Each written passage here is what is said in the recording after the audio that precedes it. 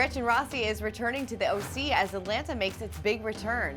Plus, Shannon Beador takes over for Jennifer Aydin, and Ubah explains her feud with Brynn. And Brandi is getting help from Terry Dubrow as Andy Cohen apologizes. And Giselle Bryant previews the Potomac reunion with a grade for a newbie housewife. Overall, what would you give her as a grade? For in season, I would give her a B. We've got that plus so much more on today's Getting Real with the Housewives.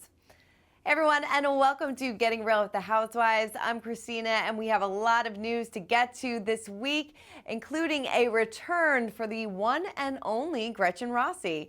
Yes, she is returning to the Real Housewives of Orange County with some friends and probably an enemy or two.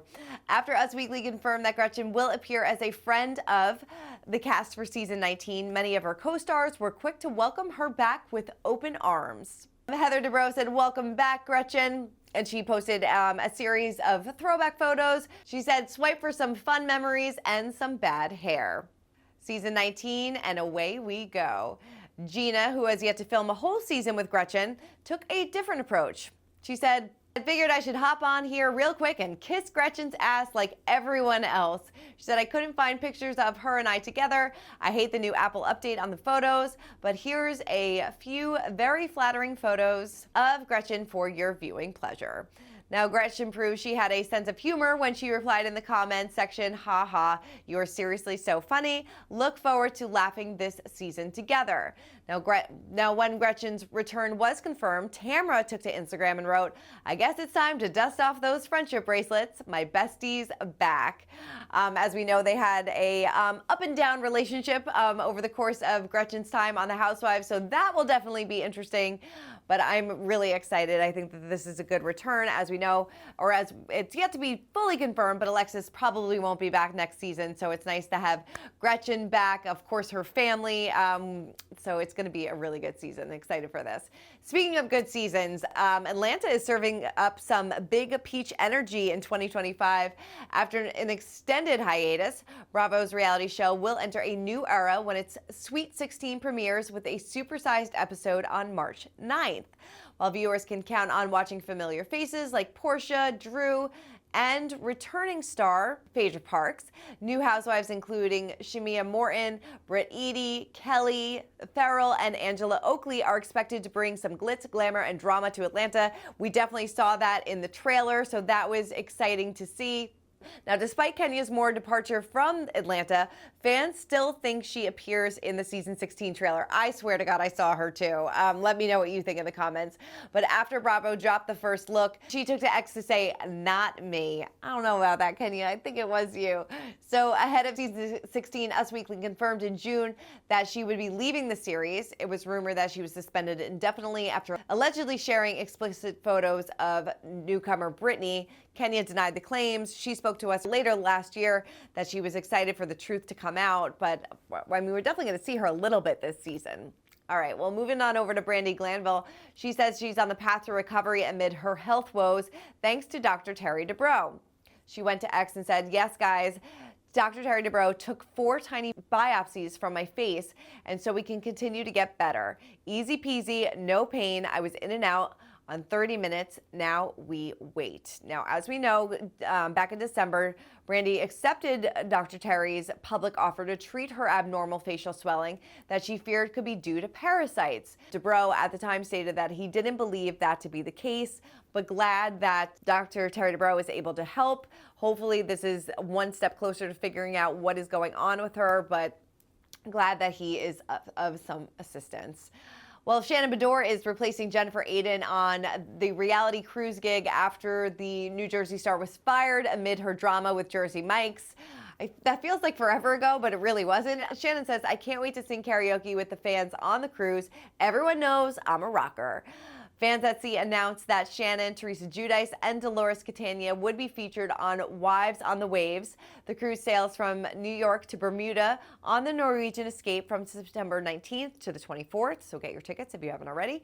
Guests aboard the boat will have access to exclusive activities, including Q&A sessions, photo opportunities, and daily themed activities. News of Shannon's gig came days after the rep for the Wives on the Waves cruise confirmed to Us Weekly that Jennifer would no longer be part of the event after criticizing some Jersey Mike's employees. So I think Shannon will be a great addition. I feel like she'll fit in well with Teresa and Dolores, and I think that maybe she's going to find some new Trace Amigas. Love to see it. All right, well, Andy Cohen's past feud with Heidi Montag was brought back to life earlier last month, when Spencer Pratt slammed the talk show host. So during the January 29th episode of his Sirius XM radio show, Andy explained that after he was tagged in comments about Spencer not wanting to appear on Watch What Happens Live with Andy, he reflected on why the Hills alum would be mad at him. He said, "I was like, what happened? What did I do? I remember that I had said something on Watch What Happens Live years ago." At the time, Andy had called Heidi now trash and shut down the idea of her appearing on The Real Housewives of Beverly Hills. She said, "I would sooner stab knives into my own eyes than see her on this network." Ouch. Spencer, however, hasn't forgotten Andy's negative remarks. In fact, when fans suggested earlier this month that Heidi should be on Beverly Hills, he replied via X, "No thanks." He also wrote that he'd rather sit in my burned house rubble than go on Watch What Happens Live and chat with Andy Cohen. Andy, meanwhile, said that he did apologize for his comments about Heidi several years ago. So looking back, Andy confessed that he doesn't like how he handled the incident. He said, "What I will say also is that was mean. That was 14 years ago. What I really don't like about it is referring to her as trash. I don't like that at all. I am really sorry about that, so I apologize again, I guess." Looks like Andy is backtracking once again about something that he said 14 years ago, but Spencer is not letting this one go. But, hopefully, Heidi was on top of the iTunes chart after their house unfortunately burned down. So hopefully some good vibes to continue to go their way. And who knows, maybe another reality show is in their future, but it's definitely not going to be on Bravo. All right, well, the Real Housewives of New York City's star Ubah has a new perspective on her relationship with her co-star Brynn. Ubah told Glamour magazine, "It felt like she was determined to create a false narrative about me. Looking back, I see the pattern. She'd push me until I reacted, then later come to me in tears, saying how much she loves me, how kind I am, and how much the show needs me."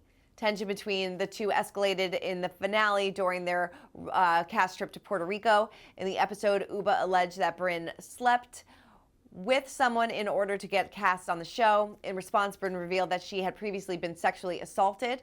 While Brynn claimed that Ubah knew about the incident, Ubah alleged that she had no knowledge of the traumatic incident. Brynn later told co-star Erin that she didn't know if Ubah had clocked it, meaning the revelation may not have registered with Ubah at the moment, which it didn't. Ubah shared that she has regret for suggesting that Brynn slept with someone to get this job, saying, "I regret saying these words, but here's the thing. I would have said them to anyone if they behaved the way she did. It wasn't because Brynn is a sexual being or that I was trying to hurt her heart. I would have said this to any of them if they were pushing me to perform as much as she did. She would accuse us of taking money out of her purse because we weren't meeting her standards, and I got tired of it. It was a heated moment that came after months of pressure to be something I'm not." I mean, this is so dark and twisted, and you feel bad for everybody that's involved. As of the time that we are filming this, we have not seen the final episode of the finale, so not sure how this kind of comes to a close. I don't really see a path for them going forward, but only time will tell what goes on with RHONJ in the future. But Luann de Lesseps is doing just fine without RHONJ, and she is looking fit and fabulous at 59. Luann said in an interview with Fox News published on Saturday, February 1st, that she shared a tip that she learned from visiting Austrian spas. She said, "You should not drink while you eat. People are drinking cold drinks while they eat. What happens is digestion starts in the mouth. That's why we salivate, because when we're hungry, you think, the burn. The digestive juices are already going, so the most important thing is to chew a lot while you eat. Pay attention to that, and don't drink while you're eating." Good tip. She also explained that, for example, Europeans are thinner because they sip wine as opposed to big cold drinks. She explained that's not their thing. This is a very key thing in order to stay in good shape. Drink water 20 minutes before you eat, or drink whatever you want to drink, but 20 minutes before you eat and 20 minutes after. So not while eating, because it waters down your digestive enzymes and juices that metabolize your food. Well, based on whatever Luann is having, I'll have what she's having because she looks absolutely incredible for 59, going on 60. I think she looks so good. So kudos to Luann. All right, well, the ladies of Potomac wrapped up another season and are ready for their reunion. And we caught up with Giselle Bryant, who previewed what we can expect. Take a look. How do you feel going into this finale? Oh, the finale. Looks interesting. Yes, the finale was, it was a lot going on all at one time. Yeah. And, you know, it was all kind of fell on the shoulders of Miss Stacy. So did she handle it well? No. Stacey had quite the arc this season. Yeah. Very interesting for a newbie housewife. And Yes. Her story was interesting, the way that she handled different relationships. Yes. How do you feel like she conducted herself as a first-time housewife? Actually not bad, because Okay. it is good to like get into the mix and try to navigate that. She did that kind of good. She a lot of times she was kind of like a deer in headlights, but she knew what was going on. Okay. But I think that the reunion, I'm going to tease the reunion a little bit. She had a rough reunion. Really? Yeah. Okay. Overall, what would you give her as a grade? For in season, I would give her a B. Okay. For reunion? F. Not bad. She took an L. She took it a loss. Okay. Yeah. Can you tease as to why? I mean, No. No. No. Okay. But the world will see, and the world world will understand what I'm saying. Okay. Yeah. Do the two of you? Because we see, you know, based on this last episode, the two of you kind of, you know, have words. Yeah. You know, you didn't like how she handled the charity and things like that. Does that continue into reunion? No. No. Okay. So that's like you said. Just that's buried and done. I was done with that. And you know, what I do like about Stacey is if there is an issue, you can discuss it with her, and she can talk about it, and she's not trying to hold on to things for very long. So I do like that. Yeah. Do you have any relationship with Mia at No. this point? No. Oh no. No. Do you believe anything that comes out of her mouth? No.